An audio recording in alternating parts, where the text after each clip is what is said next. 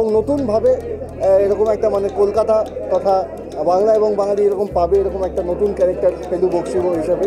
তো আশা করি তার জন্য যা যা দরকার চেষ্টা করে গেছি আমরা প্রত্যেকে এন্টায়ারলি, যাতে ভালো করতে পারি এবং ক্যারেক্টারটা আমরা সাকসেস করাতে পারি।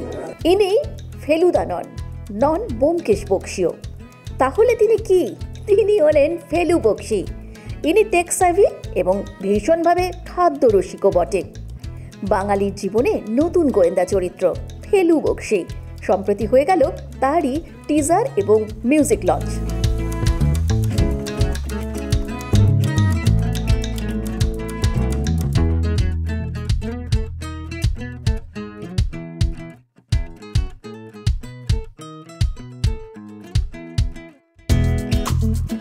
কোইন্সিডেন্টালি এর নামই হচ্ছে ফেলু বক্সি, কিন্তু এই diehard fan of both of them.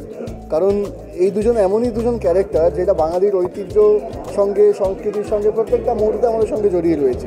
তো তাদের দ্বারা ইন্সপায়ার্ড এবং সেইখানে নিজে চেষ্টা করেছে যে না, তাদের এটাকেই যদি আমরা প্রফেশন হিসেবে নিই, তো সেই মতোই এগিয়েছে and he became a successful detective. এবং নতুনভাবে এরকম একটা মানে কলকাতা তথা বাংলা এবং বাঙালি এরকম পাবে এরকম একটা নতুন ক্যারেক্টার ফেলু বক্সি হিসাবে। তো আশা করি তার জন্য যা যা দরকার চেষ্টা করে গেছি আমরা প্রত্যেকে এন্টায়ারলি, যাতে ভালো করতে পারি এবং ক্যারেক্টারটা আমরা সাকসেস করাতে পারি।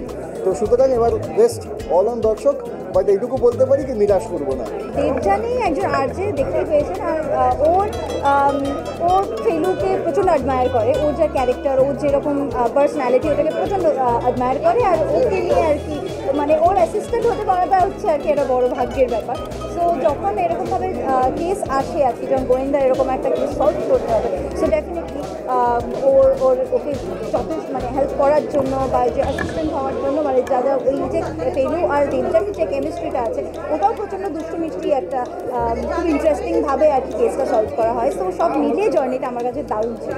এতগুলো গোয়েন্দা কেন হয়েছে? কারণ মানুষ ভালোবাসেন, মানে গোয়েন্দার কোনো সিরিজ বলো, গোয়েন্দার গল্পের বই বলো, গোয়েন্দা কোনো ছবিতে বলো, প্রত্যেকদিন আমরা খুব উন্মুখিয়ে থাকি কখন আসবে এটা দেখতে যাবো। তো সুতরাং সেটা একটা কিন্তু উইকনেস আছে এবং আমি চেষ্টা করে গেছি নতুন ওয়ার্ক, সেটা আমার কাছে একটা চ্যালেঞ্জ। নতুন যখন এসছে সেই সুযোগটা, তখন চেষ্টা করে গেছি যাতে ওটাকে সাকসেসফুল করে তুলতে পারি।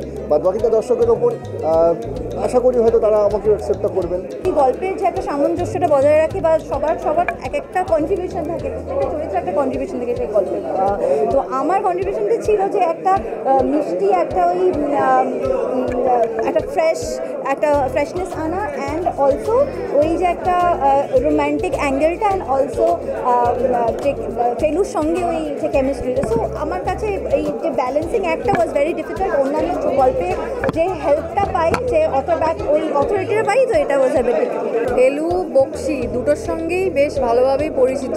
যেটা বললো যে যখনই পোস্টারটা রিভিল হয় প্রথম সোশ্যাল মিডিয়ায়, সবারই আর কি কনফিউশন, এটা কি ফেলুদা আর ব্যোমকেশ বক্সির কম্বাইন কিছু একটা। তো সেটা নিয়ে অনেকের কনফিউশন ছিল, যেহেতু দুটোই বাঙালিদের একটা অদ্ভুত কানেকশন ফিল করে।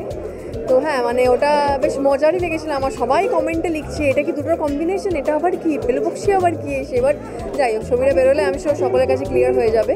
আজকেও কিছুটা ক্লিয়ার করার চেষ্টা করা হয়েছে, হোপফুলি ক্লিয়ার হয়েছে। সো ইয়া, ফেলু বক্সি এটা একটা নাম, এর বাইরে আর কিছু নেই। এর বাইরে কারোর সঙ্গে কোনো রিজেম্বল কোনোভাবে কোনো কিছু করে না। এটা একটা সম্পূর্ণ একটা নতুন চরিত্র, একটা নতুন গল্প, আর একটা নতুনভাবে ব্যাপারটাকে আজকালকার দিনে নিউ এজ একটা ডিটেকটিভ স্টোরি, যেখানে অনেক রকম এলিমেন্ট আপনারা দেখতে পাবেন। আমি যেরকম বললাম, এখানে একটা কমিক টাইমিংয়েরও ব্যাপার থাকে, একটা হিউমারাস একটা এলিমেন্ট আছে, এখানে অ্যাকশন আছে, এখানে সব রকম আছে। তো এটার সঙ্গে আমার মনে হয় না আগের কোনো ছবির সঙ্গে এটাকে কোনোভাবে মানে টানার কোনো মানেই নেই, কারণ এটা সম্পূর্ণ একটা আলাদা ছবি। ইনি কি ফেলুদার মতো মগজাস্ত্র ব্যবহার করেন, নাকি ব্যোমকেশ বক্সির মতো নিজের উপস্থিত বুদ্ধি কাজে লাগান?